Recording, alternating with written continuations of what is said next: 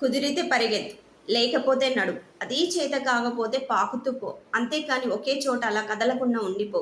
ఉద్యోగం పోయిందని, వ్యాపారం దెబ్బతిందని, స్నేహితుడొకడు మోసం చేశాడని, ప్రేమించిన వాళ్ళు వదిలి వెళ్ళిపోయారని అలాగే ఉండిపోతే ఎలా? దేహానికి తప్ప దాహానికి పనికిరాని ఆ సముద్రపు కెరటాల ఎగిసి ఎగిసి పడుతుంటే నువ్వు తలుచుకుంటే నీ తలరాత ఇంతే అన్న వాళ్ళు సైతం నీ ముందు తలదించుకునేలా చేయగల సత్తా నీది. అలాంటిది ఇప్పుడొచ్చిన ఆ కాస్త కష్టానికే తల వంచేస్తే ఎలా? సృష్టిలో చలనమున్నది ఏది ఆగిపోకూడదు.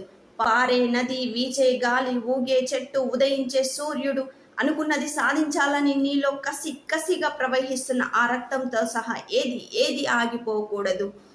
లే, పడ్డ చోటు నుండే పరుగు మొదలుపెట్టు. నువ్వు పడుకునే ఆ పరుపు నిన్ను చీదరించక ముందే వెలుతురులోకి వచ్చేసి, నీ అద్దం నిన్ను ప్రశ్నించక ముందే సమాధానం వెతుక్కో.